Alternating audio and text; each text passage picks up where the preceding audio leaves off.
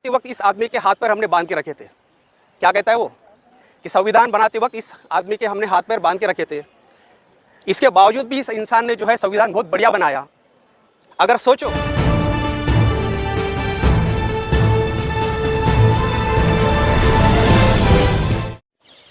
हमारे महाराष्ट्र में पीएस देशमुख है, ये टोटल बाबा साहब के विरोधी थे और टोटल बाबा साहब के विरोधी रहते हुए उस टाइम में पीएस देशमुख ने जितना विरोध किया है उतना विरोध जो है किसी ने नहीं किया। लेकिन सबसे आखिरी में स्टेटमेंट उसने ये पास किया कि संविधान बनाते वक्त इस आदमी के हाथ पैर हमने बांध के रखे थे।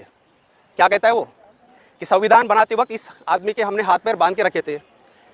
इसके बावजूद भी इस इंसान ने जो है संविधान बहुत बढ़िया बनाया। अगर सोचो इस आदमी को अगर हमने फ्री छोड़ दिया रहता तो जब इसके हाथ पैर बांध के रखे थे हमने, तब इसने इतना सुंदर संविधान बनाया। तो अगर इसको फ्री रखे रहते तो देश का कितना बढ़िया संविधान बना रहता। तो इस तरीके से साथियों, वो जो आदमी है ना, वो बेसिकली ब्राह्मण है।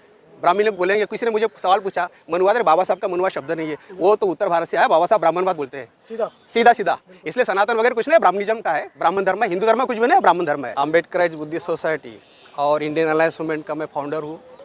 और सुप्रीम कोर्ट ऑफ इंडिया में जो शैलेश नारायण जी के साथ एक जो बच्चा दिखता है, श्रेय डंभारे, वो मेरा बेटा है, advocate on record. Yes, Nagpur से आया हूँ मैं। अब यहाँ पर दो मैटर है, दोनों महत्वपूर्ण है। पूरे भारत भर में जो मिश्रा है कि चैलेंज जो करते फिर रहा है, मुझे ऐसा लगता है चैलेंज एक्सेप्ट करने की कोई ज़रूरत नहीं, लेकिन फिर भी एक अच्छा जो जवाब जो है आपको सुनने के बाद मज़ा आ जाएंगी। बहुत सालों से कॉन्स्टिट्यूशन असेंबली डिबेट्स और जो भी है ये सब उसके थ्रू मैं उसी के अंदर रहता हूँ।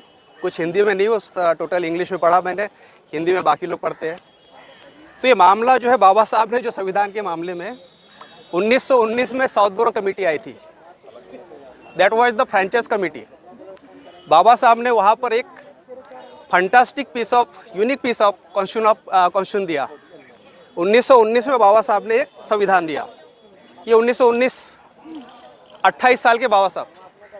इसके बाद 1927 में डायरेक्ट साइमन कमीशन आया। साइमन कमीशन में जो बाबा साहब ने जो डिपोजिशन दिया वो एक छोटा संविधान है। फिर से गवर्नर कैसा हो, इस देश का सिस्टम कैसा हो, लेजिस्लेटिव असेंबली कैसी हो, ये सब बोले। इस बेस के ऊपर फिर बाबा साहब को जो है राउंड टेबल कॉन्फ्रेंस के लिए ऑफर आया और वहाँ पर बाबा साहब जो है 1930 में राउंड टेबल कॉन्फ्रेंस में जो ड्राफ्ट दिया है फिर से कॉन्स्टिट्यूशन ऑफ इंडिया, ये बार बार मैं इसलिए बोल रहा हूँ कि आपको बाद में वो क्लियर हो जाएगा। तो 1930 पहला राउंड टेबल कॉन्फ्रेंस जहाँ गांधी नहीं थे पहली बार, और फिर बाद में 1931 में हुआ ये। ऐसे 3 राउंड टेबल कॉन्फ्रेंस हुए। पहला जो राउंड टेबल कॉन्फ्रेंस में बाबा साहब ने जो डिपोजिशन दिया, तो ब्रिटिशर्स गवर्नमेंट ने ये कहा कि वो जो आपने जो डिपोजिशन दिया था सारे मिसप्लेस हो गए। बाबा साहब ने फिर से उसको तैयार किया। तो 1930, 1931, 1932, इसके पहले जो मैंने आपको बताया जो साइमन कमीशन और 1919 का साउथ बोरो कमेटी।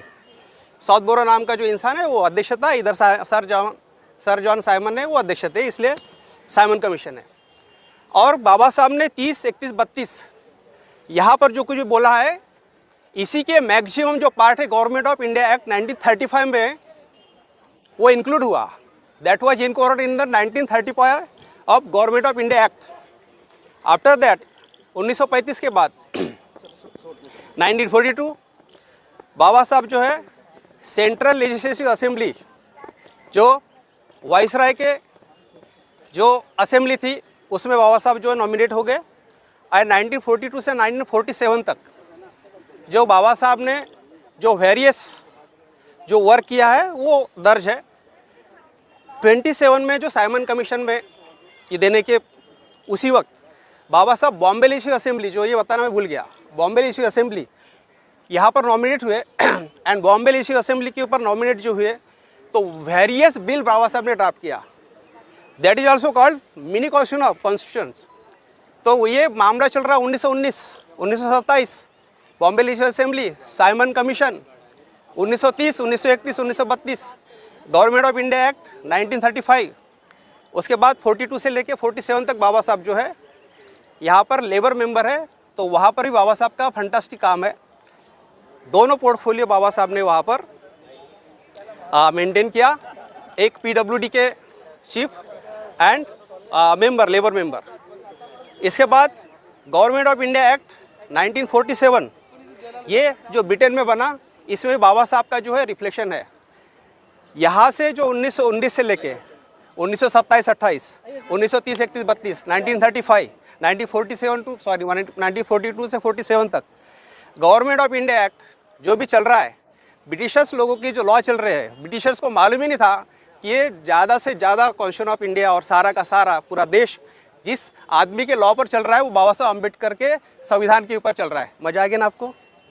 अभी और ना सामने है, सुनो सुनो सुनो, उनका जवाब तो ले लो पहले, आपको बहुत ज़्यादा घाई रहती है।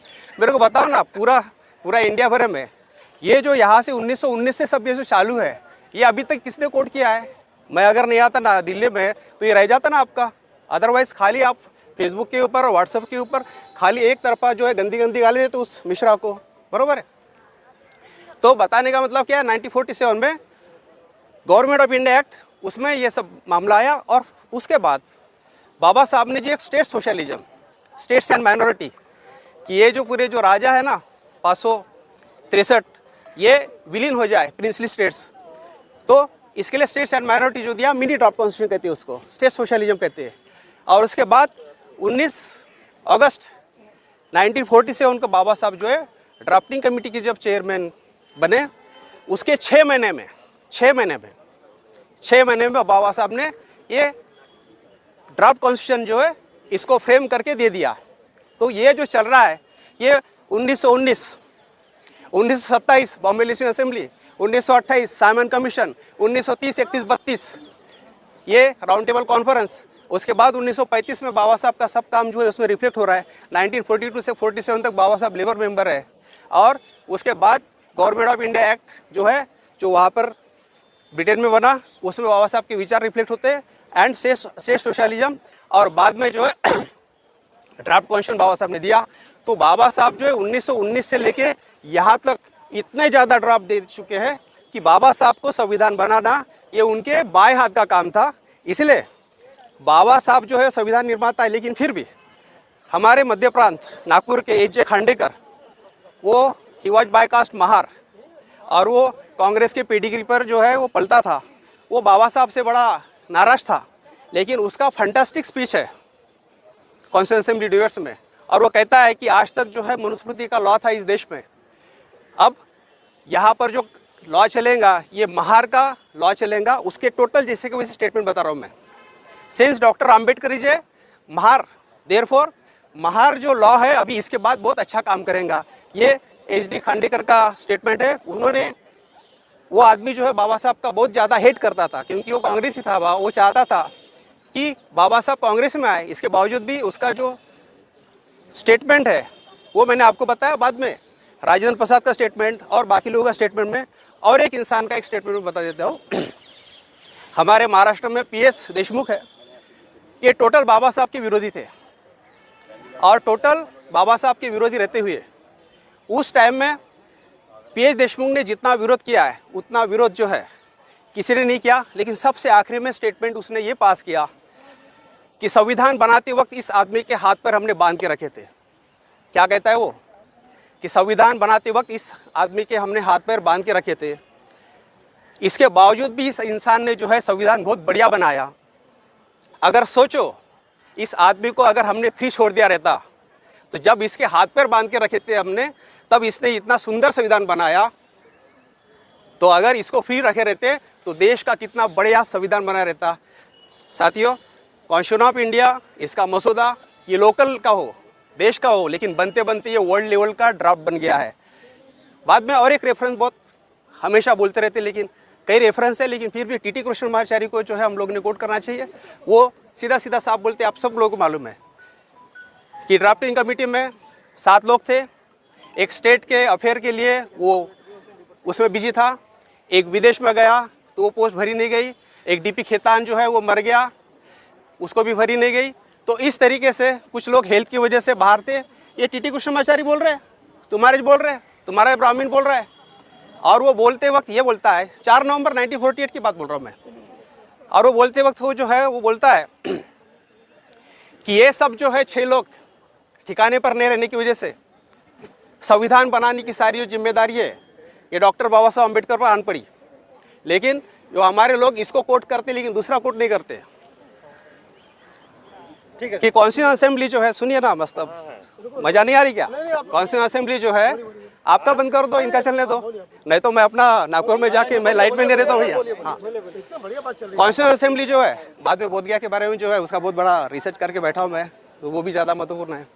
कॉन्स्टिट्यूशन असेंबली जो है इसके जो मेंबर है, जिसके प्रेसिडेंट जो है वो राजेंद्र प्रसाद थे, तो ये टीटी कृष्णमाचार्य वो ये कहते हैं कि ये कितने उदासीन लोग हैं कि एक नहीं 6 लोग मरते हैं, एक नहीं 6 लोग मरते हैं। इतना सीरियस काम कर रहे हैं हम लोग संविधान बनाने का, और उनको नॉमिनेट नहीं किया जाता है, ये सीरियस मामला है। देखिए हमारे लोग ये नहीं बोलते हैं। तो इस तरीके से साथियों, वो जो आदमी है ना वो बेसिकली ब्राह्मण है। ब्राह्मण लोग बोलेंगे, किसी ने मुझे सवाल पूछा मनुवाद, अरे बाबा साहब का मनुवाद शब्द नहीं है, वो तो उत्तर भारत से आया, बाबा साहब ब्राह्मणवाद बोलते हैं सीधा सीधा।